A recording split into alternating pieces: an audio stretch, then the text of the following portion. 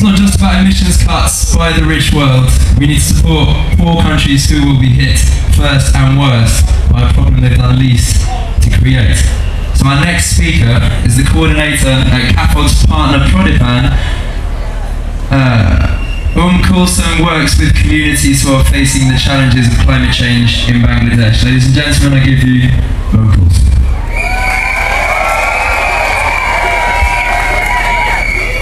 Climate change kills.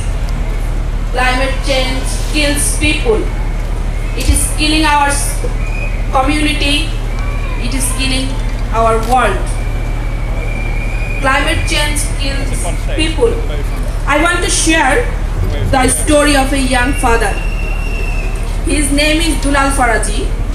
I met him just 2 weeks ago. Dulal is a fisherman. 2 years ago, when cyclone Sidor hit, he was away with his fishing boat near the Bay of Bengal. His boat was lost, but he saved himself. He survived being swept away by the big waves and the high winds by hanging onto the branch of a tree for 3 days. When he finally got back to his village, everything was gone. He found his wife Majada crying. She told him that their daughters, 5-year-old Fatima and 2-year-old Kulsum, were swept away. If his community had a cyclone shelter, they would have been saved. Now he is no longer a father. Dulal lost his home and possessions. And now, frequent cyclone warnings means his boat can't go out. So he is earning very little money from fishing this year. This is the story of one family of very many families affected by climate change in Bangladesh. There have always been cyclones, but climate change will make them more frequent and more severe. More people will die because of climate change. Climate change kills coastal communities. A few weeks ago, I met a young mother, Moni Sardar. She told me what happened after Cyclone Aila hit her community last May. May is not the time that cyclones normally hit our region. It is very unusual, but now the unusual keeps happening in Bangladesh. During the Cyclone Aila, a huge tidal flooded all over their ponds and rivers, which supply waters for cooking, washing and drinking.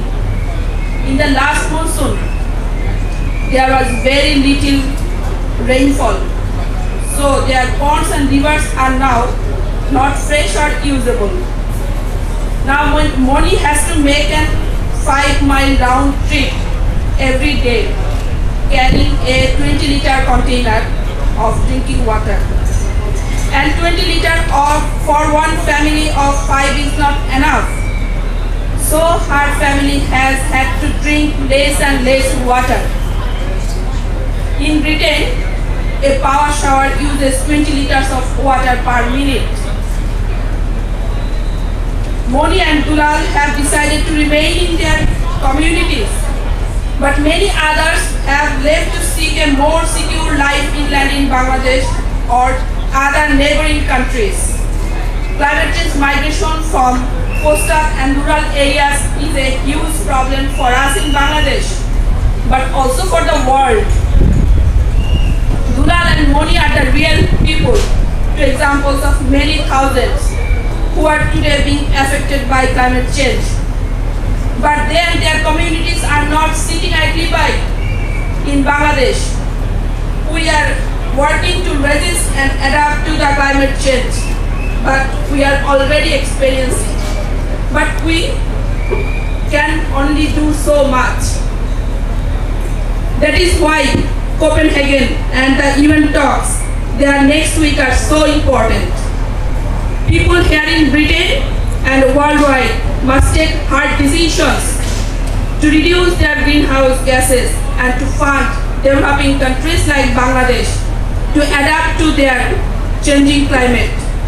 Next week, when I go to Copenhagen, I will take your solidarity and commitment. Thank you.